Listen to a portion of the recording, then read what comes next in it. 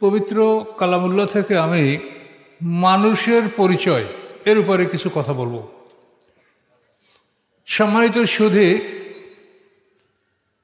আল্লাহর সৃষ্টি তিন প্রকার: ক্ষণস্থায়ী, দীর্ঘস্থায়ী, চিরস্থায়ী। খুব মনোযোগ সহকারে শুনতে হবে। দীর্ঘস্থায়ী, এই আকাশ পৃথিবী যার মধ্যে আমরা বসবাস করছি, এটা দীর্ঘস্থায়ী। এই আকাশ পৃথিবী সৃষ্টি করছেন আল্লাহ 6 দিনে। রবিবার শুরু করেছেন, রবি সোম 2 দিনে পৃথিবী সৃষ্টি করেছেন। মঙ্গল বুধ 2 দিনে পৃথিবীর মধ্যে খাদ্য খাদক, নদী, সমুদ্র, খনিজ সম্পদ সৃষ্টি করেছেন। রবি সোম মঙ্গল বুধ। বৃহস্পতি শুক্র এই 2 দিনে আকাশ সৃষ্টি করেছেন, চন্দ্র সূর্য গ্রহ নক্ষত্র সৃষ্টি করেছেন। তাহলে শনিবার আল্লাহ কিছু করেন নাই, 6 দিনে সৃষ্টি করেছেন, শনিবার বাদ। এই জন্য ইহুদিরা মনে করে যে আল্লাহ তাআলা শনিবার কিছু করেন নাই, তো আমরাও করব না, শনিবার আমরা ছুটির দিন পালন করব। এই জন্য ইহুদিদের কাছে শনিবার হচ্ছে তাদের ছুটির দিন। তো এই 6 দিনে আল্লাহ তাআলা আকাশ পৃথিবী সৃষ্টি করেছেন। বিজ্ঞানীরা বলে যে এই আকাশ পৃথিবীর বয়স অন্তত 450 কোটি বছর হতে পারে। বিজ্ঞানীদের কাছে এভলিউশনারি, এগুলা বিবর্তনশীল কথা, তাদের এক থাকে না, পরিবর্তন হয়। তবুও মোটামুটি তারা একটা ধারণা দিয়েছেন। আগে বলা হয়েছে 1200 কোটি বছর, এখন বলা হয় যে 450 কোটি বছর আগে আকাশ পৃথিবী আল্লাহ সৃষ্টি করছেন, হতে পারে। সম্মানিত শুধু এরপরে হলো মানুষ। এই মানুষ হলো আল্লাহর সৃষ্টির মধ্যে 1 নম্বর। ক্ষণস্থায়ী, দীর্ঘস্থায়ী, চিরস্থায়ী। এই মানুষ হচ্ছে চিরস্থায়ী, মানুষের কোনো শেষ নাই। মানুষ মরে না। তাহলে কি হয়? মানুষের যখন মৃত্যু হয় তখন শুধু তাকে সেপারেশন করা হয়। একটু বুঝতে হবে বিষয়টা। আমাদের দেহটা 2টা জিনিস দ্বারা, এই দেহটা আপনারা আমরা বসে আছি। কি কি? একটা হলো পদার্থের দেহ, পানি, মাটি, আগুন, বাতাস পদার্থের দেহ, এই physical part of the body. আর একটা হলো spiritual part of the body, অর্থাৎ আধ্যাত্মিক দেহ। সেটা হলো নফসে মুতমাইন্না, নফসে লাওয়ামা, নফসে আম্মারা, রূহ। আমার সাথে বলেন তো, নফসে মুতমাইন্না, নফসে লাওয়ামা, নফসে আম্মারা, রূহ। এই 4টা আমাদের ভিতরে আছে। এই থাকার কারণে আমরা এখানে বসে আছি। যখন আমরা ঘুমাই 3টা নফস বের হয়ে যায়, নফসে মুতমাইন্না, নফসে লাওয়ামা, নফসে আম্মারা, আর শুধু রূহটা থাকে, আমরা ঘুমাই। 4টা যখন বের হয়ে যায় তখন আমরা মৃত। তো এখন আমাদের দেহ 8টা জিনিস নিয়ে, সবাই এখন এই 8টা জিনিস নিয়ে আমরা এখানে বসে আছি, কথা বলছি, আমরা বন্ধু সুলভ সবাই। কিন্তু এই 4টা জিনিস যখন বের হয়ে যাবে তখন এই 4টা জিনিসকে আল্লাহ তাআলা ইল্লিন অথবা সিজিনে সংরক্ষণ করবেন।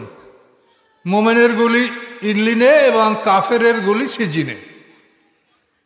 এখানে আমরা সংরক্ষিত থাকব।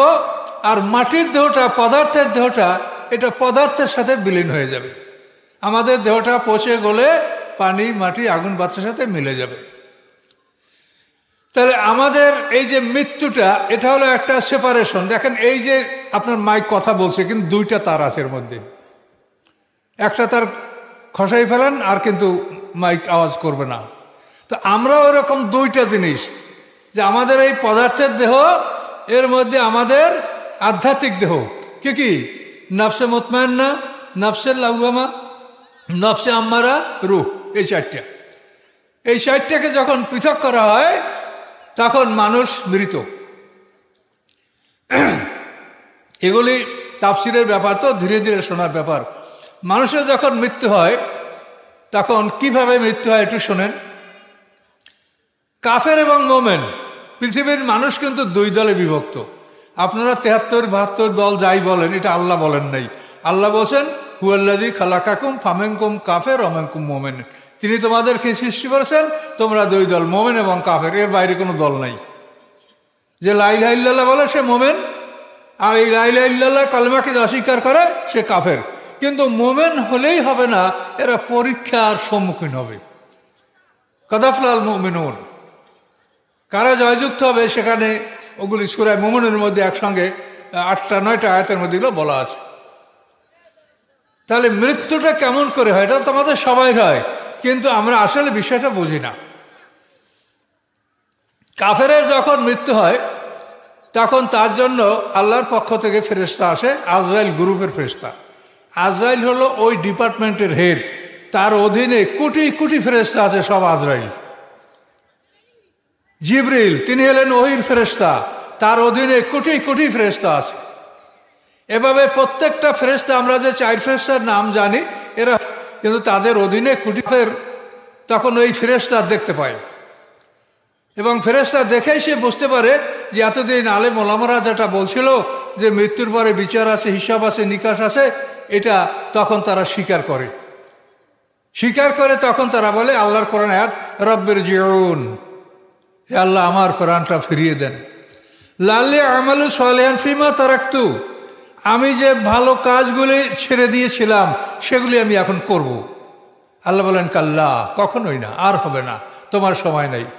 ইন্না কালেমাতুন হুয়া কয়লুহা, আল্লাহ বলেন এই বাক্য তারা বলবে, এটা সবাই বলবে। তাহলে প্রত্যেকটা কাফের মৃত্যুর সময় ঈমান আনে, কিন্তু সেই সময় যদি আল্লাহ তার ঈমান কবুল করেন তাহলে একটা লোকও দোজকে যাবে না, দোজক খালি থাকবে। কিন্তু আল্লাহ এটা করবেন না। মৃত্যুর ফেরেশতা যখন হাজির হয় তখন আমার আপনার কাঁধে যে কিরামান কাতিবিন ফেরেশতা, যারা লেখক, কিরামান কাতিবিনের সম্মানিত লেখক দল, রেডিও স্ক্রাইব, সবসময় তারা লেখার জন্য প্রস্তুত থাকে। তো যখন এই মৃত্যুর ফেরেশতা হাজির হয় তখন কিরামান কাতিবিন আপনার আমলনামা বন্ধ করে দেয়, বন্ধ করে তারা তাদের ডিউটি শেষ, কোনো আর ডিউটি নেই, আমলনামা বন্ধ করে দিল। এখন জান কবজের ফেরেশতারা জান কবজ করিয়া এটা আল্লাহর হুকুমে আল্লাহর কাছে তারা নিয়ে যাবে, আল্লাহ যেখানে হুকুম দেবেন সেখানে তারা রাখবে। এবং হুকুম আল্লাহ দিয়েই দেন, জান কবজের সময় এই হুকুমটা দিয়ে দেওয়া হয় যে এভাবে জান কবজ করো এবং এতটুকু কষ্ট দাও, এভাবে এতটুকু মারো, মাইরে জান কবজ করো, তাকে তার অমুক জায়গায় তার ঠিকানায় নিয়ে যাও। এটা কিন্তু আল্লাহ ওই ফেরেশতাদেরকে বলে দেন। এদেরকে রাসূল বলা হয়েছে কোরআনের ভাষা, যে আমার রাসূলগণ তাদের জান কবজ করে। রাসূল মানে দূত, অর্থাৎ তাদেরকে বিশেষ আদেশ দেওয়া হয়, সেই আদেশ অনুযায়ী তারা জান কবজ করে। এখন মৃত্যুর সময় প্রত্যেকটা মানুষ ঈমান আনে, এর কোরআনে একেবারে স্পষ্ট বহু দৃষ্টান্ত আছে। আপনারা ফেরাউন সম্পর্কে সবাই জানেন। এই ফেরাউন যখন লোহিত সাগরে ডুবে যাচ্ছিল তখন ফেরাউন স্পষ্ট ভাষা ঈমান আনছিল, আমানতু আন্নাহু লা ইলাহা ইল্লাল্লাযী আমানাত বিহি বানু ইসরাঈল ওয়া আনা মিনাল মুসলিমিন। ফেরাউনের উক্তি আল্লাহ কোরআনে তুলে ধরেছেন। ফেরাউন বলছিল আমানতু, আমি ঈমান আনছি, আন্নাহু লা ইলাহা, নিশ্চয়ই নাই কোনো ইলাহ, ওই ইলাহ ছাড়া, ওই আল্লাহ ছাড়া বনি ইসরাঈল যার উপরে ঈমান এনেছে, ওয়া আনা মিনাল মুসলিমিন, আমি মুসলমানদের একজন। এইভাবে ফেরাউন যখন ঈমান আনতেছিল তখন তাফসিরের ভাষা ফাদাসা জিব্রাইল, জিব্রাইল আমিন এক মুষ্টি কাদা তুলে আর মুখ চেপে দিয়েছে ফেরাউনের কাদা দিয়া। তখন ও করছে, আর বলতে পারছে না, আমানতু বলতে পারছে না। আল্লাহ বলে, ও জিব্রাইল তুমি আর মুখ চেপে ধরলা কেন? জিব্রাইল বলে, আল্লাহ আপনি বড় দয়ালু, যদি বারবার বলে আমানতু আমানতু, তা আপনাদের ঈমান কবুল করেন, তা আমি ওকে আর বলতে দিব না, এই জন্য কাদা দিয়ে মুখ চেপে ধরছি। আল্লাহ বলেন, তুমি এত সত্যতার সাথে কেন করছো? তখন জিবরিল আমিন বলেন যে যখন মুসা আলাইহিস সালামের সাথে এই ফেরাউনের জাদুঘরদের মোকাবেলা হচ্ছিল, সেই দিন ফেরাউন বলছিল আনা রব্বুকুমুল আলা, আমি তোমাদের শ্রেষ্ঠ রব। জিবরিল আমিন বলে, আমি সেই দিন প্রস্তুত হয়ে আসি যে তোর রবগিরি আমি দেখে নেব, তুই কেমন করে শ্রেষ্ঠ রব হলি, আনা রব্বুকুমুল আলা। এভাবেই ফেরাউনের মৃত্যু হলো, তার ঈমান আল্লাহ কবুল করলেন না। পরিষ্কার সামনের আয়াতে বলা আছে আল আন, আল আন, আল্লাহ বলেন এখন, এখন এই বেয়াদব, এখন অকাদ আসাইতা কাবলো, কিছু পূর্বে তুই আমার নাফরমানি করলি, তখন তো মিনাল মুফসিদিন, তুই ছিলি পৃথিবীতে একটা ফাসাদকারী মানুষ। তা আপনাদেরকে একটা দৃষ্টান্ত দিলাম শুধু, যে মৃত্যুর সময় সকল কাফের এরা ঈমান আনবে, কিন্তু সেই ইমান আল্লাহ কবুল করবেন না। ওই সময় যদি আল্লাহ ইমান কবুল করেন তাহলে আল্লাহর দোজখে কেউ যাবে না, সবাই ইমান আনে, কিন্তু ওই সময় ইমান কবুল হয় না। এই আইনগুলো আপনাদের জানতে হবে। আপনি তওবা করবেন, আল্লাহর কাছে মাপ চাবেন, ইমান আনবেন, এটা এই সময়ের আগে হতে হবে।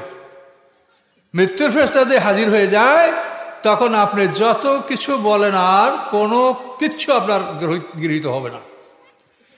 তাহলে এখন ফেরেশতারা এসে বলে, নফসে খবিস বের হ, তোর প্রাণটা বের করে দে। তখন ওই প্রাণটা দেহের মধ্যে পালাবে, এমনভাবে পালাবে যে ফেরেশতারা তাকে খুঁজে পাওয়া কষ্ট হয়ে যাবে। তখন ওই ফেরেশতারা কি করবে? আল্লাহর হুকুমে এরা দুই দলে ভাগ হয়ে যাবে। একদল ভাগ হয়ে দেহের মধ্যে ডুব দিবে, ডুব দিয়ে প্রাণটা প্রত্যেকটা পশমের গোড়ার থেকে টাইনা টাইনা তার মুখের কাছে নিয়ে আসবে, আবার ছেড়ে দেবে, আবার টানবে, আবার ছেড়ে দেবে। এটা হলো সূরা নাজিয়াত, দেখেন 29 পারা নাজিয়াতে গারকা। আল্লাহ বলেন, ওই সকল ফেরেশতার কসম যারা ডুব দিয়ে টানে। গারাকা মানে ডুব দেওয়া। এই ফেরেশতারা কোথায় ডুব দিল? দেহের মধ্যে। কথা বুঝতে পারেন তো আপনারা?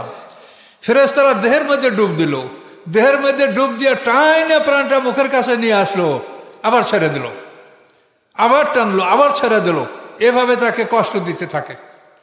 এ হলো একদল যারা ভিতরে ডুব দিল, আর একদল বাইরে।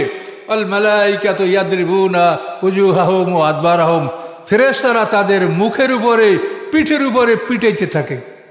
দেখেছেন কেউ এটা? আমরা কেউ দেখেছি? কোরআন বলছে যে কাফেরের মৃত্যুর সময় একদল ফেরেশতা তার ভিতরে ঢুকে তার প্রত্যেকটা পশমের গোড়ার থেকে তার প্রাণটা টেনে নিয়ে আসতেছে, আর একদল বাইরে বসে মুখে ইয়াদরিবুনা উজুহাহুম ওয়া আদবারহুম, মুখমণ্ডলে, পিঠে তাকে পিটাইতে থাকে। আপনাদেরকে একটা পরামর্শ দিতে পারি, এই যে যারা বেঈমান শ্রেণীর মানুষ, এদের গোসল করানোর সময় আপনারা খেয়াল করে দেখবেন ওদের পিঠ, নাক, মুখ ফাটা ফাটা দেখবেন। এটা পিটানে ফেটেছে, ফেরেশতারা পিটায়। এইভাবে কাফেরের জান কবজ হয়, যেটা কোরআনে বলা আছে, কিন্তু আমরা এটা কেউ দেখি না যে তাদের জান কিভাবে কবজ হচ্ছে। আর মুমিনের জান কবজ করার সময় আসলে আজরাইল গ্রুপের ফেরেশতা এসে বলে, হে নফসে মুতমাইন্না, হে শান্তির আত্মা, উখরুজি, তুমি বের হও। বলার সাথে সাথে ওই প্রাণটা দৌড় দিয়ে মুখের কাছে আসে, কিন্তু বের হতে পারবে না আজরাইল ছাড়া। আজরাইল ছাড়া মানুষের এই বন্ধন কেউ খুলতে পারে না। আজরাইল বন্ধন খুলে দিয়ে প্রাণ বাইর করে। এটা অন্য ফেরেশতারা মারবে, পিটাবে, টানবে, কিন্তু প্রাণ বের করতে পারবে না, বের করবে আজরাইল। তো মুমিনের কাছে আইসা যখন বলে উখরুজি, হে নফসে মুতমাইন্না, বের হও, প্রাণটা দৌড় দিয়ে মুখের কাছে চলে আসে। আজরাইল বন্ধন খুলে দিলে ও দৌড় দিয়ে বের হয়ে আসে। এখানে তাফসিরে বলা আছে যে সারাদিন যদি একটা পশু আপনি বেঁধে রাখেন, ছাইরা দিলে যেরকম ও দৌড় দেয়, কাজে মুমিনের প্রাণটা ওই রকম আনন্দে দৌড় দিয়ে বের হবে। স্কুল ছুটি হইলে যেরকম ছেলেরা দৌড় দেয়, ঠিক ওই রকম মুমিনের প্রাণটা দৌড় দিয়ে বের হবে। তাকে মারা পিটা কিচ্ছু লাগবে না। সে বলবে, আল্লাহুম্মা রফিকুল আলা, হে আল্লাহ, আপনি আমার শ্রেষ্ঠ বন্ধু, আপনার কাছে আমি যাব। এভাবে একটা মানুষের মৃত্যু সংগঠিত হয়। তো মৃত্যুর অর্থ হলো যে আমি শেষ হয়ে গেলাম তা নয়, আমাকে দুই ভাগ করে আল্লাহ রেখে দিলেন। এক ভাগ জমিনে কবরে, আর এক ভাগ ইল্লিন অথবা সিজদিনে। আমরা দুইটা ভাগ হয়ে গেলাম। এই দুইটা ভাগ হইয়া আমরা পর্দার আড়ালের জগতে থাকবো, যেটা কোরআনে আল্লাহ বলেছেন, অমে ওয়ারাহিম বারজাখুন ইলা ইয়াউমি ইউবআসুন। তাদের সামনে রয়েছে পর্দার আড়ালের জগৎ পুনরুত্থান দিবস পর্যন্ত। মৃত্যুর পর থেকে পুনরুত্থান, কিয়ামত, ইসরাফিলের দ্বিতীয় সিংহার ফুৎকার পর্যন্ত, এইটার নাম হলো বারজাখ। এগুলো আমার আলোচনা আছে, সেইখানে আপনি শুনবেন। প্রত্যেকটা মানুষের দুইটা মরণ, দুইটা জন্ম, দুইটা জীবন, দুইটা বারজাখ, এর বিরাট আলোচনা আছে, আপনারা শুনবেন। তাফসির করতে একদিনে তো আর অনেক কথা যদি বলতেছে, এটা কিছুই আপনারা বুঝতে পারবেন না। তো ওটা আমি শুধু ইশারা করে রাখলাম, এই ভাই থেকে সাহায্য নেবেন, এগুলো দেখতে পাবেন। আমার হাজার হাজার আলোচনা আছে। আমার এই কোরআন শরীফের প্রথম থেকে শেষ পর্যন্ত সব ইউটিউবে দেওয়া আছে। যে কোনো সূরা আপনি ইচ্ছা করেন জানতে পারবেন। ইনশাল্লাহ আমি এই কোরআন শরীফের তাফসীর লিখেছি, আমরা আলো আদার 11টা বই আমার বের হয়েছে, রাসূলের জীবনী লিখেছি, এরপর কোরআন একটা তর্জমায় সেটা আমি এখন প্রুফ দেখতেছি ইনশাল্লাহ, সেটাও 1400 পৃষ্ঠার কোরআনের তর্জমা আমার শব্দার্থ সহ ইনশাল্লাহ বের হবে। দোয়া করেন আল্লাহর কাছে। আমি চেষ্টা করে যাচ্ছি যে আপনারা যাতে আমার মরে যাওয়ার পরেও খুঁজে যাতে পান, যে দিন বুঝতে হলে যা দরকার এটা আমার সাধ্য অনুযায়ী আমি চেষ্টা করছি, বাকি আল্লাহর ইচ্ছা। তো সম্মানিত শুধু তো মানুষ হলো চিরস্থায়ী, অর্থাৎ আমরা যে মরি এর মানে আমরা শেষ হয়ে গেলাম না, আমাদেরকে পৃথক করে রাখা হলো। পৃথক করে রাখা হয়েছে ইসরাফিলের সিংহার ফুৎ করে আমরা জীবিত হব, দ্বিতীয় সিংহার ফুৎ করে। তো এখন এই দ্বিতীয় সিংহার ফুৎ করে আমরা জীবিত হব, এর আগ পর্যন্ত আমরা এই পৃথক থাকছি, ইল্লিনে সিজিনে এক অর্ধেক আর অর্ধেক মাটিতে। তাহলে মানুষ অমর, অক্ষয়, মানুষ মরে না। মানুষের জন্য এই পৃথিবীটা হচ্ছে পরীক্ষার হল। এখানে আমরা পরীক্ষা দেব, পরীক্ষা দেওয়ার পরে আমাদের খাতাপত্র এটা আমার গলায় ঝুলানো থাকবে। হাসরের ময়দানে এই খাতা দেখা বিচার হবে, খাতা বসেন আমলনামা, এটা দেখা আল্লাহ তাআলা বিচার করবেন। বিচারের পরে আমাদেরকে যে জায়গায় পাঠাবেন, জান্নাত এবং জাহান্নাম। মানুষ বলছি না দুই দল, মরার পরে ইল্লিন সিজিন, বিচারের পরে জান্নাত জাহান্নাম। আর কোনো দল আছে? হিজবুল্লাহ হিজবুল শয়তান, আর কোনো দল আছে? আসাবুল ইয়ামিন আসাবুল শিমাল, দুইটা দল। কাজে মানুষ হলো দুই দল, মানুষ আর কোনো দল নাই মানুষের। কিন্তু আমরা এগুলা ভুলবশত, এগুলো হাদিসে আসে বলে লোকে বলে, ওই জন্য অনেকে আমাকে বলে যে উনি হাদিস মানে না। হাদিস না মানলে কোনো মানুষ মুসলমান হইতে পারে বলেন? রাসূলের কথা যে মানে না সে কি মুসলমান? কাজে এই কথাটা বলা যারা বলে তারা ভুল বলে, না বুঝে বলে। হাদিস বলতে হাদিসের নামে তো অনেক ইহুদিরা জাল হাদিস ঢুকাই দিয়েছে, যেগুলি দ্বারা আল্লাহ রসুলের অপমান হচ্ছে। আল্লাহ রসুল ইহুদির বাড়িতে কাজ করতে গেছে, ইহুদি পাইল কোথায় আল্লাহ রসুল? আল্লাহ রসুল মদিনার বাদশাহ, তিনি রাজা, তিনি কোটি কোটি টাকার সম্পদের মালিক। আল্লাহ রসুল যখন বিবি খাদিজাকে বিয়ে করছেন 20টা উট মহারানা দিয়েছেন। কয়টা উট? আপনারা কয়টা উট মহারানা দিয়েছেন বউরে? একটা উটের দাম 2 লক্ষ টাকা কমপক্ষে। আল্লাহ রসুল 20টা উট দিয়েছেন বিবি খাদিজাকে মহারানা। তিনি যখন উমরাতুল কাজা করতে গেছেন 70টা উট আল্লাহ রসুল, হুদায়বিয়া সন্ধির সভায় 70টা উট আল্লাহ রসুল কোরবানি করেছেন। তিনি যখন হজ করেছেন তখন 100টা উট কোরবানি করেছেন। 63টা উট আল্লাহ রসুল নিজ হাতে জবাই করেছেন। 37টা উট হযরত আলী রাদিয়াল্লাহু তাআলা আনহু রসুলের পক্ষে জবাই করেছেন। তাহলে এই লোকটা গরিব ফকির? তাহলে ইহুদিরা তার ব্যাপারে এমন মিথ্যা কথা বলে যাতে আমাদের রাসূলের ইজ্জত নষ্ট হয়। কাজে এগুলো আপনার বুঝতে হবে। হাদিসের মলাটের মধ্যে পাইলি হাদিস কোরআন না, এই কোরআনের মলাটের মধ্যে যা আছে আপনি বুঝলেও মানতে হবে, না বুঝলেও মানতে হবে। কিন্তু হাদিসটা তা না, এটার মধ্যে অনেক জাল হাদিস আছে। এগুলি যারা গবেষণা করে তারা বুঝতে পারে, গবেষণা না করে যারা ওই মলাটের মধ্যে আসে হাদিস, এই হাদিস ওয়াজ করে, এরকম ওয়াজ করে তো সমাজটা নষ্ট হয়ে গেছে। একটা মানুষ সঠিকভাবে আল্লাহ দিনকে বুঝতে পারছে না। আপনারা কোরআন থেকে দেখেন, যুদ্ধে যত সম্পদ আসবে এর 5 ভাগের 1 ভাগ রাসূলের একার, 4 ভাগ সমস্ত সৈন্যবাহিনীর। এখন মদিনা শহরের ইহুদি বনু নজির, ইহুদি বনু কুরাইজা, ইহুদি বনু কাইনুকা, এই যে 3টা বৃহত্তর ইহুদি দল, তাদের বিশাল দুর্গ ছিল, বিশাল খেজুরের বাগান ছিল। এই সব বিশাল এলাকা সব মুসলমানদের দখলে আছে। এগুলোর 5 ভাগের 1 ভাগ আল্লাহ রসুলের একার। এখন আল্লাহ রসুল গরিব না ধনী?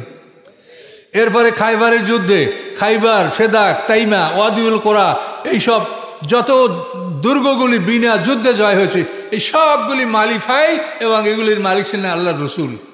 বাংলাদেশের মতো এরকম কয়েকটা দেশ আল্লাহ রসুলের তিনি মালিক ছিলেন। আর বলা হয় কি আল্লাহ রসুলের তেল ছিল না, তেমুক ছিল না, খাবার ছিল কি। একটা সময় একটু কষ্ট গেছে, সেটা হলো আল্লাহ রসুল যখন হিজরত করেছেন। তো হিজরত করলে আপনি যদি পালাইয়ে যান তা আপনি নিতে পারেন তেমন কিছু। এই হিজরতের 1.5 বছর পর বদরের যুদ্ধ হয়েছে। এরপরেই মুসলমানদের কাছে শত শত লক্ষ লক্ষ কোটি কোটি টাকা সম্পদ আসতে থেকেছে, আর অভাব থাকে নাই। ওই 1.5 বছরেও মদিনার আনসাররা ব্যাপকভাবে এই মুহাজিরদেরকে সাহায্য করেছেন। যাতে আল্লাহ রসুলের কষ্ট হতে পারে এমন কোনো ঘটনা আমরা চিন্তাও করতে পারি না। আল্লাহ রসুলের জামাই আরবের শ্রেষ্ঠ ধনী ওসমান গনি, শ্বশুরে না খাই থাকবে, জামাই দেখবে। আর শুধু জামাই তো না, তারা ইসলামের জন্য তাদের জীবনটা কি ছিল? রাসূলের নিজের জীবনের চাইতে রাসূলের জীবনকে তারা ভালোবাসতো, এবং ভালোবাসা আমাদেরও উচিত, যেটা কোরআনে আল্লাহ বলেছেন। নিজের জীবনের চাইতে রাসূলের জীবনকে প্রাধান্য দিতে হবে, এটা কোরআনে বলা আছে। কাজে এই জন্য ইহুদিদের অনেক বানানো কথা আছে, সেগুলিকে আপনাদেরকে যাচাই বাছাই করতে হবে। আল্লাহ রসুলের ইজ্জত তারা নষ্ট করতেছে, কাজে এটা কখনোই গ্রহণযোগ্য নয়। তো এই জন্য এগুলো বুঝে শুনে কাজ করতে হবে। তো যাই হোক, আমি আমার কথা আবার ফিরে আসি যে মানুষ চিরস্থায়ী। এই মানুষ যে চিরস্থায়ী, তাহলে মানুষের সামনের যে জীবন, অবেল আখিরাতিহুম ইউকিনুন, দ্বিতীয় জীবনে বিশ্বাস করতে হবে। মুত্তাকিনদের জন্য কয়টা গুণ? 5টা গুণ। গায়বে বিশ্বাস, সালাত কায়েম করা, আল্লাহর পথে সম্পদ ব্যয় করা, সমস্ত আসমানি কিতাবে বিশ্বাস করা, পরকালে বিশ্বাস করা। এই 5টা গুণ হলো মুত্তাকিনদের। সূরা বাকারার একেবারে প্রথম পৃষ্ঠায় এই কথাগুলো আছে, আপনারা জানেন। তাহলে এখন যে দ্বিতীয় জীবন, এই দ্বিতীয় জীবনে প্রবেশ করার পর আমাদের এক একটা দিন হবে 1000 বছরের সমান। এটা মুখের কথা না, সম্পূর্ণ কোরআন। ওয়াইন্না ইয়াওমান ইনদা রাব্বিকা কাআলফি সানাতিম মিম্মা তাউদ্দুন। আল্লাহ বলেন, তোমরা যেভাবে গণনা করো সেই হিসেবে পরকালের একটা দিন 1000 বছরের সমান। তাহলে এখন দেখেন, পরকাল, দ্বিতীয় জীবন, ওইখানে আমরা যখন ঢুকবো তখন আমাদের জীবন শুরু হবে। এই পৃথিবীতে আমাদের জীবন শুরু হয় নাই, এটা হচ্ছে শুধু পরীক্ষার হল। এখানে আমরা পরীক্ষা দেব। পরীক্ষা দেওয়ার পরে সবার পরীক্ষা যখন শেষ হবে তখন এই পরীক্ষার হলটাকে ভেঙে ফেলা হবে। পরীক্ষার হল কোনটা বলেন তো? আলহামদুলিল্লাহ, আপনি বুঝতেছেন আমার কথা। তাহলে পরীক্ষার হল হলো এই দুনিয়া। পরীক্ষা যখন সবার শেষ হবে তো হলের আর প্রয়োজন নাই, হলটাকে ভেঙে দেওয়া হবে। এটার নাম কিয়ামত। এখন আমরা পরীক্ষা দিব। এখন পরীক্ষার বিষয়টা একটু হিসাব করেন। পরীক্ষা দিলে প্রশ্নপত্র লাগবে না? হ্যাঁ, এই হলো আপনার প্রশ্নপত্র। এইটার উপরে আপনার পরীক্ষা। আপনি যত কেতাব পড়েন, আমি নাম বলবো না, যত কেতাব পড়েন ওই কোনো কেতাব বিচারের টেবিলে যাবে না। আপনার প্রশ্নপত্র হলো আল কোরআন। এখানে যা আছে এইটার উপরে আপনাকে সুয়াল জবাব করতে হবে, এইটার জবাব দিতে হবে। জবাব দিচ্ছেন কিনা সেইটা পরীক্ষা করা হবে। কি কথা বুঝতে পারছেন? এই কোরআনকে বোঝার জন্য আপনি হাদিস পড়তে পারেন, ফিকহ পড়তে পারেন, উসুল পড়তে পারেন, কিন্তু মূল বই হচ্ছে আপনার কোরআন। কাজে এই কোরআন আপনার প্রশ্নপত্র। তার প্রশ্নপত্র আপনি পাইছেন, তাই না? উত্তরপত্র হলো আপনার গলায় লটকানো আমলনামা। এইটা উত্তরপত্র। আপনারা বসছেন, এই যে এখন আপনারা ওয়াজ শুনছেন, এটা লিখতেছে কিনা ফেরেশতারা? তাহলে এই উত্তরপত্র লেখে ফেরেশতারা। এটা আপনি লিখতে পারবেন না, আমি লিখতে পারবো না। আমি এখন কথা বলি, এটা তো লেখার দরকার। আমি লিখতে পারবো? আমি তো কথা বলছি, লিখবে কে? ওয়াইন্না আলাইকুম লাহাফিজিনা কিরামান কাতিবিনা ইয়ালামুনা মা তাফআলুন। আপনারা দোয়া করে হুজুরকে ডাকেন, হুজুর এই আমাদের বাড়ির মহিলারা রমজান মাসে 3 খতম কোরআন শরীফ পড়ছে, আপনি একটু বকশিস করিয়ে দেন। এখন আমার কথা আপনার জবাব দেন, আপনি যে কোরআন শরীফ পড়েছেন এটা ফেরেশতা লিখছে কিনা? লেখার পরে প্রতিদিন সারাদিনের যারা লেখা এইটা নিয়ে আসরের পরে চলে যায়, সারা রাত্রের লেখা ফজরের সময় চলে যায়। তা আপনার লেখা কি কাদায় বৈশা রয়েছে না ফেরেশতার আল্লাহর কাছে নিয়ে গেছে? তাহলে আমরা বকশিসটা কি করি? যে হুজুর আপনি নেন এই 50টা টাকা, আমাদের বাড়িতে 3 খতম কোরআন হয়েছে, একটু বকশিস করিয়ে দেন। মানুষকে গোজামিল দেওয়া ঠিক না, সত্যকে গোপন করা ঠিক না। মানুষকে বুঝায় বলতে হবে যে বাবা বকশিসে আমি কি করব? তুমি পড়েছ, ফেরেশতায় লিখেছে, আল্লাহর কাছে সকাল বিকাল এটা জমা হচ্ছে, তোমার বকশিসটা কি দেব? ইশালে সব মাফেল করেন, সবটা পৌঁছাইয়ে দেবে। সবটা কে পৌঁছায়? আপনি যাকে ডাকছেন সব পৌঁছাবার জন্য, তার আমলকে পৌঁছায়। কার ক্ষমতা আছে পৌঁছাবার আল্লাহ ছাড়া? বলেন তো। কাজে এইভাবে শরীয়তের গোজামিল এগুলি আমরা স্পষ্ট করে বলার কারণে আমাদের সমালোচনা করে এক শ্রেণীর আলেমরা। আমরা সেজন্য তাদেরকে কিছু বলি না, আল্লাহর কাছেই বলছি যে আল্লাহ আপনার দিনের সঠিক বিষয়টা আমরা প্রচার করার চেষ্টা করছি। যদ্দূর সাধ্য আছে নিজের চাকরি রিজাইন দিয়া তারপরে এই পড়াশোনা স্টাডি গবেষণা করে এগুলি চেষ্টা করছি, আপনারাও করেন। জীবনের বাকি যেটুকু সময় আছে সেটুক আল্লাহর পথে ব্যয় করেন। তাহলে এখন আপনি বুঝতে পারছেন পরীক্ষা, তাহলে এই পৃথিবীটা হচ্ছে পরীক্ষার হল। প্রশ্নপত্র হচ্ছে আল কোরআন, তাই না? আর উত্তরপত্র হচ্ছে গলায় লটকানো আমলনামা। তো এখন এই আমলনামা মৃত্যুর সময় আমলনামাটা আপনার গলা থেকে খুলে নেওয়া হবে না। দুনিয়ার পরীক্ষার হলে ছেলেদের পরীক্ষার পরে খাতাটা রেখে দেয়, কিন্তু আপনি যখন মারা যাবেন আপনার এই খাতাটা আপনার থেকে রেখে দেওয়া হবে না, এটা আপনার গলায় থাকবে। মানুষটাকে পোড়াইয়া ফেলানো হোক, কুমিরে খাক, শিয়ালে খাক, যাই হোক, আমল নামাটা গলায় থাকবে। অকুল্লা ইনসানেন আলজামনাহু তায়রাহু ফি উনুকিহি, আল্লাহ বলেন প্রত্যেকটা মানুষের গলায় তার আমল নামাকে আমি অনিবার্য করে দিয়েছি। এই আমল নামা গলায় থাকবে। এটা কেন থাকবে? যে এইটা আপনি কিছু ঢুকাইতে পারবেন না, কিন্তু এটা বাইরের থেকে যেমন আপনার মোবাইলে টাকা কেউ ঢুকাই দিতে পারে, ওই রকম আপনার আমলনামা গলায় থাকবে। আপনার ছেলে মেয়ে আত্মীয় স্বজন এখানে আপনারা এই মাহফিল আহ্বান করছেন, তারপরে আপনাদের প্রয়োজনের টাকা পয়সা এনারা দাবি করছে, ওনারা খাদ্যের ব্যবস্থা করছে। এগুলি যদি আপনারা নিয়ত করেন যে আল্লাহ আমাদের পিতামাতা আত্মীয় স্বজনের নিয়তে আমরা এটা করছি, তো আল্লাহ যদি দয়া করে তো তাদের আমলনামা এটা আল্লাহ জমা দিয়ে দিতে পারে। কথা বুঝতে পারছেন? এই জন্য আমলনামাটা খুলে নেওয়া হয় না। সকলে বলুন সুবহানাল্লাহ। কি বুঝতে পেরেছেন? এই জন্য আমলনামা গলা থেকে খুলে নেওয়া হয় না। এটা খোলা হবে কখন? আল্লাহ তাআলা যখন হাসরের ময়দানে বিচারের জন্য উপস্থিত হবেন, তখন এই আমলনামাটা গলা থেকে খোলা হবে। আল্লাহ কিভাবে বিচারের জন্য আসবেন বিচারের মাঠে, এটা কোরআনে বলা আছে। ইয়াউমা তাশাক্কাকুস সামাউ বিল গামামে ওয়া নুজিলাল মালাইকাতু তানজিলা। আল্লাহ বলেন সেদিন মেঘমালা ফেটে মেঘের ভিতর থেকে আল্লাহ নামবেন, ফেরেশতারা নামবে অগণিত। তাশাক্কাকুস সামাউ বিল গামামে ওয়া নুজিলাল মালাইকাতু তানজিলা, এবং অসংখ্য ফেরেশতা নাজিল হবে। এটা হচ্ছে, শোনেন, একদিনে তাফসির করতে আসা বড় কষ্টকর জিনিস। যে এই কথাগুলোর পিছনে যত কথা আছে আমি কিছু বলতে পারছি না, এই জন্য আমি ধাক্কা খাচ্ছি যে আমি কিভাবে সংক্ষেপ করে এটা বলবো। আল্লাহ তাআলা যখন বিচারের মাঠের আসার কথা ঘোষণা করবেন, এটা হলো আমাদের রাসূলের শাফাআতে আল্লাহ মঞ্জুর করবেন। আল্লাহ রাসূলের দোয়া, যেটাকে বলা হয় মাকামে মাহমুদ।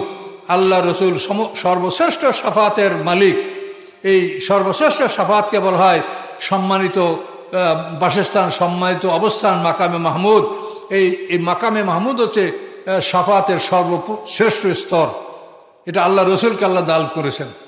আল্লাহ রসুলের অনুরোধে আল্লাহ হাসরের ময়দানে বিচারের মাঠে আসবেন।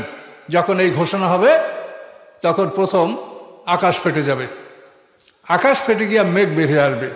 সেই মেঘের মধ্যে থাকবে ফেরেশতা, এরা জমিনে নামবে। নামার পরে লোকেরা জিজ্ঞাসা করবে যে আপনারা কত? বলবে হাসরের ময়দানে যত প্রাণী আমরা তত। তো আপনাদের সাথে কি আল্লাহ আসে? যে না, আল্লাহ আসেননি। এরপরে আবার আকাশ ফাটবে। ফাটার পরে আবার মেঘ বের হবে, সেই মেঘের মধ্যে ফেরেশতা থাকবে। মানুষেরা বলবে আপনারা কত?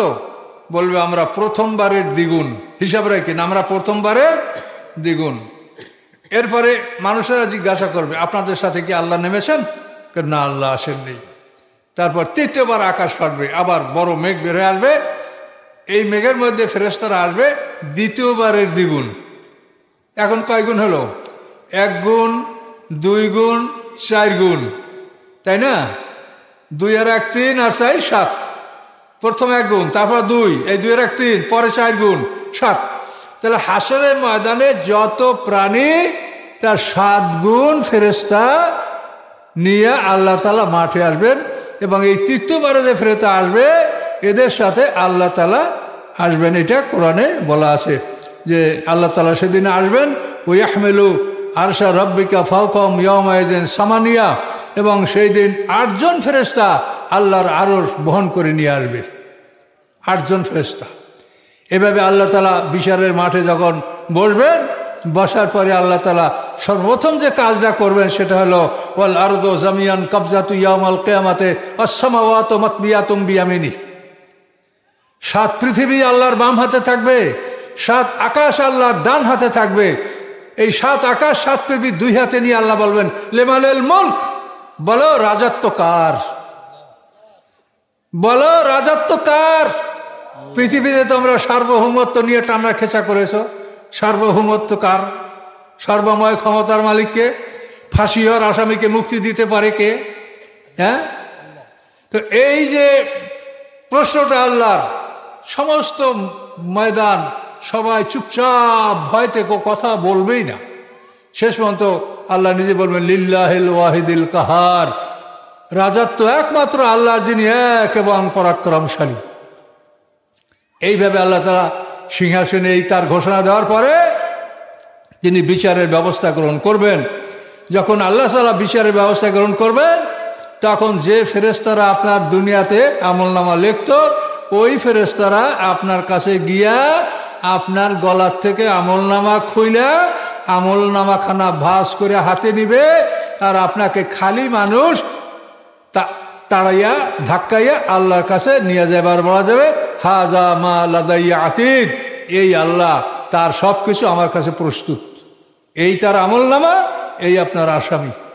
এইভাবে আল্লাহর কাছে হাজির করা হবে এবং সেই দিন গলার থেকে আমলনামা খোলা হবে। বলুন সুবহানাল্লাহ। আমি সব কথাগুলো আপনাদেরকে কোরআন থেকে বলছি, কোরআনে সব কথা বলা আছে, কিন্তু আমরা অত্যন্ত দুঃখের সহিত বলছি যে আজকালকের সমাজে কোরআনের কথা বরকতের জন্য একটা আয়াত পড়িয়া তারপর মানুষ সব আজে বাজে নিজেদের বানানো কথা বলে। আর আমরা আপনাদেরকে কম কথা বলি, যাই বলি ইনশাল্লাহ সব কোরআন থেকে শুনছেন, কোনো দুর্বলতা আপনাদের মনেও নাই, আমার মনেও নাই, আল্লাহর কোরআন বলছে। তাহলে এইভাবে সেদিন আমলনামা খোলা হবে। তাহলে এখন আপনি বোঝেন যে মানুষের জীবন, মানুষ হলো চিরস্থায়ী, মানুষ চিরস্থায়ী।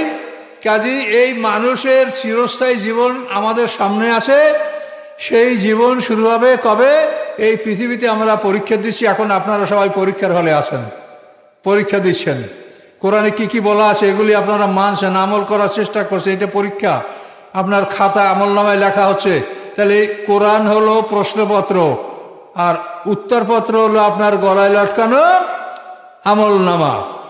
এরপরে এই আমলনামা বুঝিয়ে দেওয়ার দায়িত্ব, আপনার এই প্রশ্নপত্র বুঝিয়ে দেওয়ার দায়িত্ব হলো মুহাম্মদ রাসূলুল্লাহ সাল্লাল্লাহু আলাইহি। তিনি এই প্রশ্নপত্র আপনাকে বুঝাই দেবেন এবং তিনি যেভাবে বুঝাই দেবেন সেইভাবে বুঝে আমরা এই প্রশ্নের উত্তর দিব। আল্লাহ রসুলের সাহায্য ছাড়া আমরা কোনোভাবেই কোনো কাজ আমরা করতে পারবো না। রাসূলের আনুগত্য করার জন্য আল্লাহ তাআলা কোরআনে 19 বার বলেছেন আতিউল্লাহ ওয়া আতিউর রাসূলা। এখন আপনি বলবেন যে আল্লাহর আনুগত্য কেমনে করব? সেটা আল্লাহ সহজ করে দিয়েছেন। সূরা নেসার 80 নম্বর আয়াতে আল্লাহ বলেছে, দেখেন, মাইয়ুতির রাসূলা ফাকাত আতা আল্লাহ, যারা রাসূলের আনুগত্য করলো তারাই আল্লাহর আনুগত্য করলো। তাহলে রাসূলের আনুগত্য করলেই আল্লাহর আনুগত্য হয়ে গেল।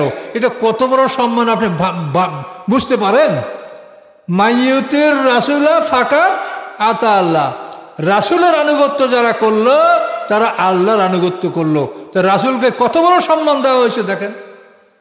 আর আমরা সেই রাসূলকে নিয়ে তামাশা করছি, না জানিয়ে শুনে তার নামে অপমানজনক কথা আমরা বলছি।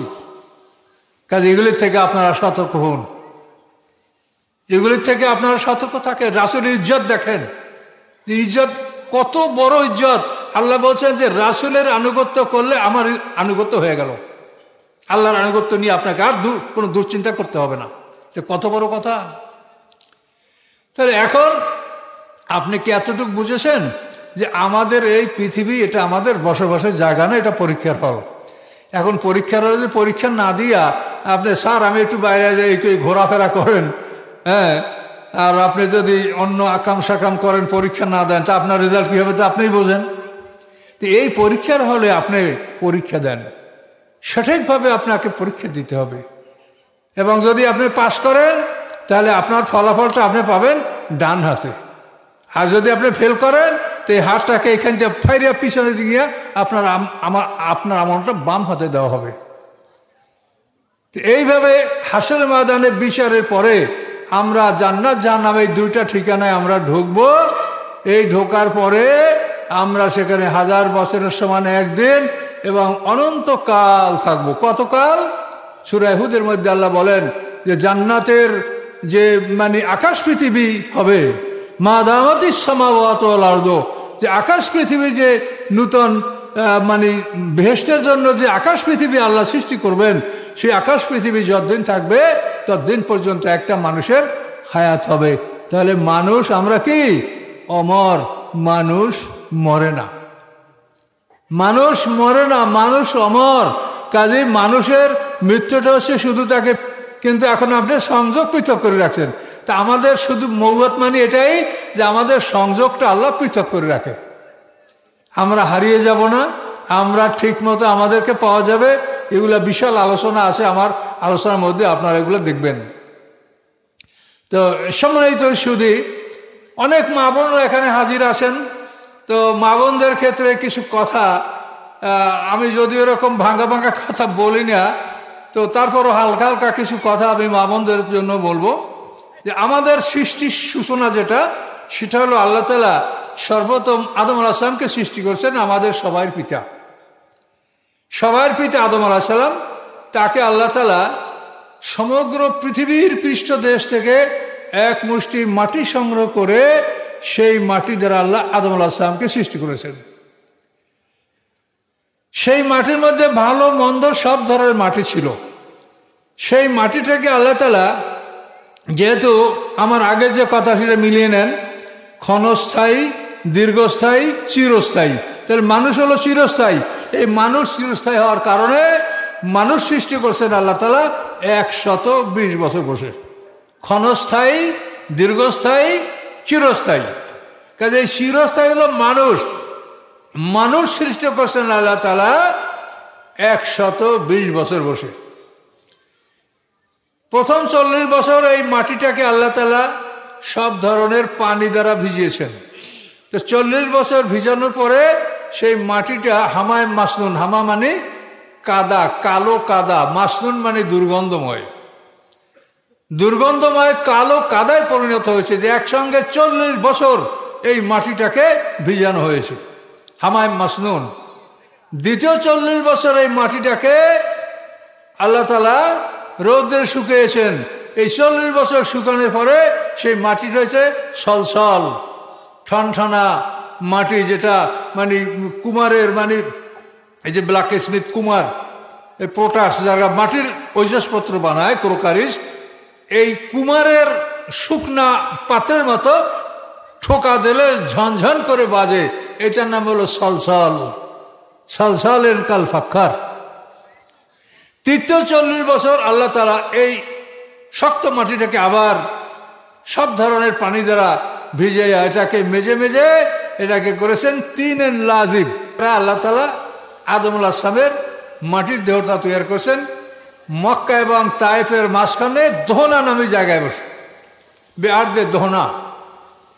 মক্কা এবং তায়েফ, মক্কা থেকে তায়েফ মানে দক্ষিণ পূর্ব থেকে 90 কিলোমিটার দূরে, এর মাঝখানে আদম আলাইহিস সালামকে আল্লাহ তাআলা তৈরি করছেন। তৈরি করে পরে তার মধ্যে আল্লাহ প্রাণ ফুঁকে দিয়েছেন, তিনি জীবিত হয়েছেন। আল্লাহ তাকে সম্মান দিয়েছেন, ফেরেশতারা সিজদা করেছে। যে পানি, মাটি, আগুন, বাতাস আদমের সাথে নেওয়া হয়েছিল একই সঙ্গে, তো আমাদের এই অংশটা আল্লাহ বীর্যে রূপান্তরিত করে দিয়েছেন। আমরা আর পানি, আদমের মধ্যে আমাদের যে পানি মাটিটা ছিল, এটা বীর্যে রূপান্তর করে দিয়ে আল্লাহ তাআলা পৃথিবী, সেই বীর্যের ধারাটা পৃথিবীতে আল্লাহ প্রবাহিত করে দিয়েছেন। সেই ধারায় আমরা পৃথিবীতে সৃষ্টি হচ্ছি, বলুন সুবহানাল্লাহ। তাহলে এখন ক্ষণস্থায়ী, দীর্ঘস্থায়ী, চিরস্থায়ী। তাহলে আদম হলেন চিরস্থায়ী, মানুষ আমরা চিরস্থায়ী। এখন আদম থেকে হাওয়া, দেখেন হাওয়াকে সৃষ্টি করেছে পাঁজর থেকে। পাঁজর থেকে যারা সৃষ্টি হয় তারা হয় জোড়া, আর বীর্য থেকে যারা সৃষ্টি হয় তারা হয় সন্তান। কথাগুলো ভালো করে বুঝেন। অনেক বক্তা সাহেবরা কিন্তু ভুলে বলে বসে যে মা হওয়া আদমের সন্তান, নাউজুবিল্লাহ মিন যালিক। পাঁজর থেকে যারা সৃষ্টি হয় তারা হয় জোড়া, আর বীর্য থেকে যারা সৃষ্টি হয় তারা হয় সন্তান। তো এই আদম হাওয়াকে আল্লাহ তাআলা এভাবে সৃষ্টি করার পরে আমাদের যে মানে পানি মাটি আগুন বাতাসটা যেটা আদমের সাথে আল্লাহ একসঙ্গে নিয়েছিলেন, ওটাকে বীর্যে রূপান্তর করে দিয়ে সেই ধারা পৃথিবীতে প্রবাহিত করে দিলেন। আমরা পৃথিবীতে সেইভাবে আসছি। এখন এই সৃষ্টির মধ্যে দেখেন রহস্যটা, যেভাবে আদমকে সৃষ্টি করা হয়েছে ওইভাবে অন্য নারীদেরকেও সৃষ্টি করা হয়েছে। প্রত্যেকটা নারী তার স্বামীর পাঁজরের হাড্ডি থেকে সৃষ্টি। সূরা রুমের মধ্যে আয়াত আছে, আপনারা দেখেন, ওমিন আয়াতিয়ান খালাকা লাকুম মিন আনফুসিকুম আজওয়াজা, তোমাদের দেহ থেকে তোমাদের জোড়া সৃষ্টি করা হয়েছে। আপনার স্ত্রী আপনার দেহের অংশ। এই জন্য আপনি মনে করবেন, আপনি যদি মনে করেন আপনার স্ত্রী খুব রাগী, খুব ঝগড়ালো করা মানুষ, তা আপনিও ঠান্ডা মাথায় চিন্তা করে দেখেন যে আসলে আপনি ওই রকম। আপনিও ওই রকম ঠান্ডা মাথায় চিন্তা করে দেখেন যে আপনার দেহ থেকে আপনার স্ত্রী সৃষ্টি করা হয়েছে, কাজে আপনি যেরকম আপনার স্ত্রীও সেরকম। আপনি ভালো হলে আপনার স্ত্রীও ভালো হবে, আর আপনি যদি বদমেজাজি হন তো ও ওই রকমই হবে। কাজে এই জন্য প্রত্যেকটা মানুষের আল্লাহ তাআলা সৃষ্টি করতে অনেক কিছু লাগে না। প্রত্যেক একজন, দুজন, তিনজন, চারজন, যার যা স্ত্রী, এটা আল্লাহ ইচ্ছা করলে তার থেকে সৃষ্টি করতে পারেন। এবং কোরআনে এটা প্রমাণ যে আদম থেকে যেরকম তার হাওয়াকে সৃষ্টি করা হয়েছে, ওইভাবে আমাদেরকে আল্লাহ তাআলা ওইভাবেই সৃষ্টি করেছেন। আমাদের স্ত্রীগণ আমাদের হাড্ডি থেকে তৈরি। এখানে তাফসীর কারকরা যে কথাগুলো বলেছেন তা একটু আপনাদেরকে বলি। তাফসীর কারকরা বলেন যে নারীদেরকে পাঁজরের হাড্ডি দ্বারা সৃষ্টি করা হয়েছে। পাঁজরের হাড্ডি বাঁকা, এই জন্য নারী স্বভাবের মধ্যে কিছুটা বাঁকামি থাকে। যদি তারা মানে ন্যায় হলেও আপনি ন্যায্য কথা যুক্তিপূর্ণ মানবে না, সেটা বলবো এটি। এই যে তারা করে, এটার কারণ তাফসীর কারকরা বলেছেন যে তারা পাঁজরের হাড্ডি দ্বারা সৃষ্টি, পাঁজরের হাড্ডি বাঁকা, এই জন্য তাদের মধ্যে এই বাঁকামি স্বভাবটা আছে। কাজে এটাকে যদি আপনি সোজা করতে চান, এটা ভেঙে যাবে, এটা সোজা হবে না। সাজের বাঁকা সোজা হয় না। কাজে এই জন্য নারীর সাথে আপনার সংসার জীবন পালন করতে হলে তাদের বাঁকামি সোজা করতে চাবেন না, ধৈর্য ধরে মাইনে নেবেন। যদি তাদের বাঁকামি সোজা করতে চান, ভেঙে যাবে, বিবাহ থাকবে না, কিন্তু আপনি সোজা করতে পারবেন না নারীকে। আপনাদের জন্য এই জ্ঞান রাখা দরকার। 2 নাম্বার, মা হাওয়াকে আল্লাহ জান্নাতে সৃষ্টি করেছেন। মা হাওয়া আছেন আমাদের মা জাতি। কাজে এই জান্নাতে সৃষ্টি করার কারণে আল্লাহ তাআলা মা হাওয়ার জন্য জান্নাতের পোশাক, মানে রেশমি পোশাক, স্বর্ণের অলংকার, এগুলা মা জাতির জন্য আল্লাহ হালাল করেছে। কি ঠিক কিনা? কাজেই নারী জাতি জান্নাতে সৃষ্টি করা হয়েছে। দুনিয়ার কোনো জিনিসে তার মন ভরে না। দুনিয়ায় আপনি যা কিছু, আমি 1,00,000 টাকার বাজার করে আইস দিবেন, কাল দেখবেন সে আমার এইটা নাই, এইটা নাই, এইটা নাই, তুমি কিছু আমার জন্য করো না, তোমার জন্য আমি বললে কিছু মনে থাকে না, এই তুমি অন্য পারো, সব কিছু আমার জন্য পারো না। আপনি মনে কষ্ট পাবেন যে আমি কাল তো তোমার জন্য এত করলাম, আর আজকে তুমি আমাদের এই বলছো। এটা বলার কারণ তারা আমাদের মা জাতি, এটা তাদের দুর্নাম নয়।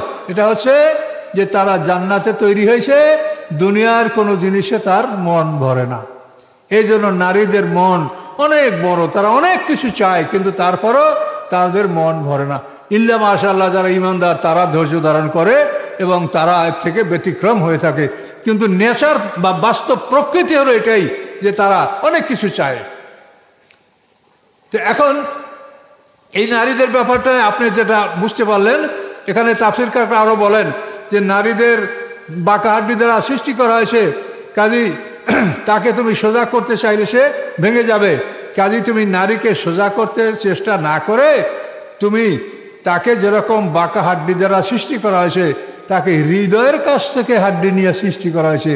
যে হাড্ডিটা তার জন্য হৃদয়ের কাছে, কাজেই তুমি নারীকে হৃদয়ের কাছে স্থান দাও, তাহলেই তার থেকে তুমি সব কিছু সমাধান পেয়ে যাবে, তোমাদের মধ্যে আর কষ্ট থাকবে না।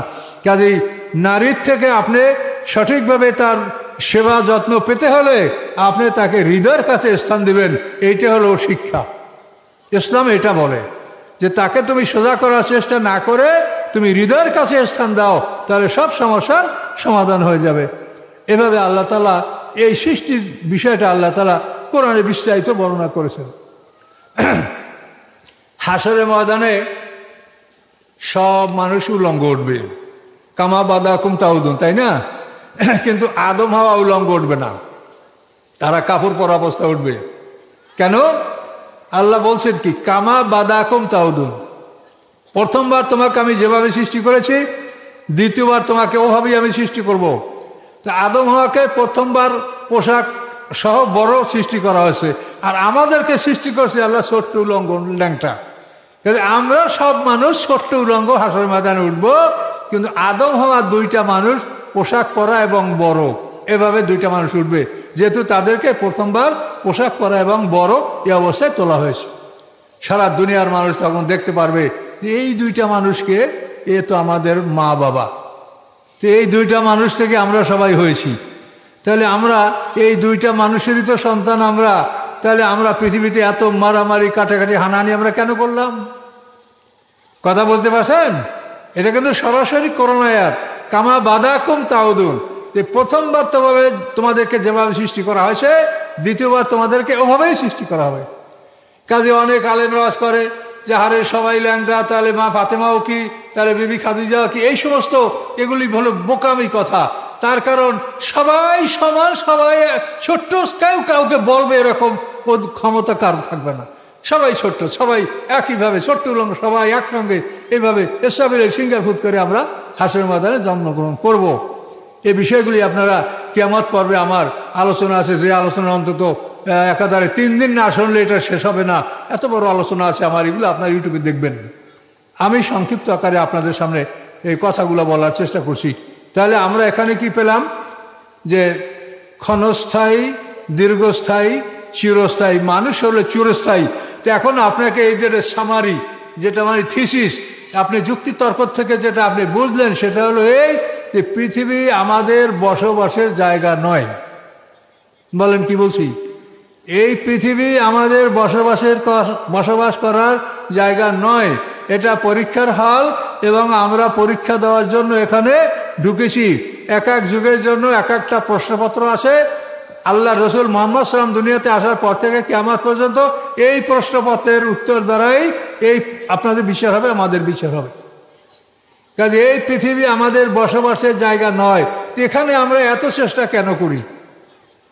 এখানে আমরা এত চেষ্টা কেন করি? মনে হয় যেন আমি হাজি, আমি মোত্তাকি, কিন্তু আমি এত চেষ্টা কেন করি? কাজে এখানে এগুলো বুঝতে হবে যে আমাদের ভুল, এই পৃথিবীটা এটা আমাদের বসবাসের জায়গা নয়। এই জন্য দেখেন যে নবী রাসূল জীবনরা কিভাবে জীবন তারা পার করেছেন, সেদিকে আপনারা লক্ষ্য করেন। রাসূল এবং সাহাবী এর নিচে আপনারা আসবেন না, কেননা কোরআন পাকে আল্লাহ তাআলা রাসূল এবং সিনিয়র সাহাবীদেরকে আনুগত্য করতে বলেছেন, তার নিচে যারা তাদের আনুগত্য করতে বলেননি। এটা কিন্তু বিরাট ব্যাপার। আপনারা যদি রাসূল এবং সিনিয়র সাহাবীদের আনুগত্য করেন, তাহলে আল্লাহ কি বলছেন? মাইয়ুতিল্লাহ রাসূলা, যারা আল্লাহ এবং রাসূলের আনুগত্য করবে, ফাউলাইকা মাআল্লাযিনা, তারা তাদের সাথে থাকবে। কারা? আনআমাল্লাহু আলাইহিম মিনান নাবিয়িনা ওয়াস সিদ্দিকিনা ওয়াস শুহাদা ওয়াস সালিহিনা হাসুনা উলাইকা রাফিকা। আপনি যদি আল্লাহ এবং রাসূলের আনুগত্য করেন, নবী, সিদ্দিকিন, শুহাদা, সালেহিন, তাদের সাথে আপনি থাকবেন। কিন্তু এই নিচের এই লোকগুলোকে আনুগত্য করতে বলা হয় নাই, আনুগত্যকে বলা হচ্ছে আল্লাহ এবং তার রাসূলকে। তার কারণে এই নিচের লোকগুলো আনুগত্য করেন, তাহলে দল সৃষ্টি হবে, বিভিন্ন দল সৃষ্টি হবে। আব্দুল কাদের জিলানীর নামে আপনারা দল করছেন। তার জন্ম কত জানেন? 470 হিজরিতে তার জন্ম, 470 হিজরি। তাহলে আল্লাহ রসুলের ইন্তেকালে কত বছর পর? 460 বছর পর আল্লাহ রসুল 10 হিজরিতে ইন্তেকাল করছেন। তাহলে আব্দুল কাদের জিলানী নামে তাকে আনুগত্য করার জন্য কাদরিয়া দল সৃষ্টি হলো। মঈনুদ্দিন সৃষ্টিকে মানার কারণে, তার আনুগত্য করার কারণে সৃষ্টিয়া দল সৃষ্টি হলো। বাহাউদ্দিন নকশবন্দিকে অনুকরণ করার করে মানে নকশবন্দিয়া তরিকা সৃষ্টি হলো। মুজাদ্দিদ আল-ফিসানির অনুকরণ করে মুজাদ্দিয়া তরিকা সৃষ্টি হলো। আল্লাহ কি আপনাকে দলে দলে বিভক্ত হইতে বলেছে? তো এই দলে দলে বিভক্ত একমাত্র কারণ যে আল্লাহ এবং রাসূলের এই নিষেধ লোকগুলোকে আপনার আনুগত্য করতে গেলেই এই দল সৃষ্টি হবে। আর যদি আল্লাহ এবং রাসূলের আনুগত্য করেন, আর সিনিয়র সাহাবী যাদেরকে কথা কোরআনে বলা আছে, সূরা তওবার 100 নম্বর আয়াত দেখেন, তারপরে সূরা হাশরের 9 নম্বর আয়াত দেখেন, যেখানে এই সিনিয়র সাহাবীদের আনুগত্য করতে বলা হয়েছে, এর নিচে আপনারা নামলেই দল সৃষ্টি হবে। আর যদি এদের মধ্যে আপনারা সবাই যদি এদেরকে আমরা আনুগত্য করি তাহলে আমরা এক দল। কি ঠিক কিনা বলেন? তা আল্লাহ তো কোরআনে সব পরিষ্কার বলেছে, কিন্তু আমরা আলেম সমাজ কোরআনের কথা আপনাদেরকে বলছি না। কোরআনের কথা আপনাদেরকে বলছি না, না বলার কারণে আপনারা এগুলো বোঝেন না। আর হঠাৎ করে কেউ বলতে গেলে সেটা আপনারা মানতেও পারছেন না, যে এতদিন কেউ বললো না তো উনি বলে কেন। এরকম মনে নানা রকম অসহস আসে এবং শয়তানের পক্ষ থেকে আপনাদের অন্তরে নানা রকম চাপ সৃষ্টি হয়। কাজে এই জন্য আপনাদেরকে বিষয়গুলি বুঝতে হবে। আমার কথা আপনারা এগুলো রেকর্ড করে একবার না বারবার এগুলো শোনেন, তাহলে আপনি বুঝতে পারবেন যে অবস্থাটা কি। আমরা কষ্ট করি কি জন্য? ভেস্তে যাব, তাই তো? তা আল্লাহ বলেন ভেস্তে যাওয়ার সহজ বুদ্ধিটা শোনো, ফাদ খুলিফি এবাদি অদখুলি জান্নাতি, তোমরা আমার গোলাম হও, ভেস্তে যাও। কি আর সেই সোজা কথা কিছু আছে? আল্লাহ কি বলেন? ফাদ খুলিফি এবাদি অদখুলি জান্নাতি, তোমরা আমার গোলাম হও, ভেস্তে যাও, বাস। তাহলে আল্লাহর গোলাম আপনি কিভাবে হবেন? গোলাম কিভাবে হওয়া যায়? গোলাম কিভাবে পাওয়া যায়? গোলাম হওয়ার প্রকৃত পন্থা হলো, মুসলমানরা ধর্মযুদ্ধ করবে। এই ধর্মযুদ্ধের মধ্যে যে সকল বিধর্মীরা মুসলমানদের হাতে বন্দী হয়ে যাবে, সেই বিধর্মীদের ব্যাপারে শরীয়তের 4টা হুকুম। কথা বুঝছেন? আমার দিকে লক্ষ্য করেন, এদিকে দেখেন না। মুসলমানরা যখন ধর্মযুদ্ধ করে, রিদ্দা ওয়ার যেটাকে বলা হয়, এই ধর্মযুদ্ধ করার ফলে মুসলমানদের হাতে যে সমস্ত কাফের মুশরিক বন্দী হবে, তাদের ব্যাপারে শরীয়তের 4টা হুকুম। তাদেরকে হত্যা করা যায়, তাদেরকে দাসদাসীতে পরিণত করা যায়, তাদেরকে টাকার বিনিময়ে ছেড়ে দেওয়া যায়, তাদেরকে ক্ষমা করে দেওয়া, সাধারণ ক্ষমা, জেনারেল অ্যামনেস্টি, সাধারণ ক্ষমা করা যায়। এই 4টা আইন আছে। হত্যা করা, দাসদাসীতে পরিণত করা, তার টাকার বিনিময়ে মানে যেটাকে বলা হয় মুক্তিপণ নিয়ে মুক্তি করা, আবার সাধারণ ক্ষমা দেওয়া। এই 4টা বিধান আল্লাহ তাআলা রেখেছেন শরীয়তে। এখন ধর্মযুদ্ধও নাই, আর আমরা কেউ বন্দিও করতে পারবো না, আর আমাদের দাসদাসীও সৃষ্টি হবে না। এখন পৃথিবীতে দাসী নাই, কেন? দাসী হওয়ার জন্য সিস্টেম তো এইটা, এই সিস্টেমই নাই, তো দাসী হবে কেমন করে? না, ঠিক আছে। সময় তো সুদী, খুব লক্ষ্য করে শোনেন। তাহলে আপনি গোলাম হবেন কিভাবে? আল্লাহ বলেন তুমি গোলাম হবে, তোমার জীবন সম্পত্তি যা কিছু আছে এইটা তুমি আমার কাছে বিক্রি করিয়া তুমি খালি হয়ে যাও। এটা সূরা তাওবার 111 নম্বরে আয়াতে আল্লাহ বলেছেন, ইন্নাল্লাহা আশতারা মিনাল মুমিনিনা আনফুসাহুম ওয়া আমওয়ালাহুম জান্নাহ, নিশ্চয়ই আল্লাহ তাআলা মুমিনদের জীবন সম্পত্তি বেহেশতের বিনিময়ে তিনি খরিদ করে নিয়েছেন। তা আপনার আমার যা আছে এটা যদি আমরা আল্লাহর কাছে বিক্রি করে দেই, তা আমার কিছু আছে? আমি গোলাম, আল্লাহর গোলাম, যার কাছে মালিক কাছে বিক্রি করছি আমরা গোলাম। কিসের বিনিময় করছি? বিআন্নাল্লাহুল জান্নাহ, তিনি জান্নাতের বিনিময় আমার জানমাল কিনে নিয়েছেন। এখন এই বেচা কিনাটা যদি আপনি করেন, তা আপনি আল্লাহর গোলাম হলেন, আপনার জন্য আল্লাহ জান্নাত মঞ্জুর করবে। কি কথা বুঝতে পারছেন?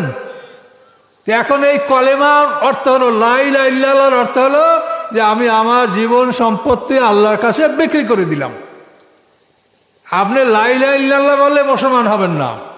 আপনি বলেন বিয়ে হয় কিসে? কবুল।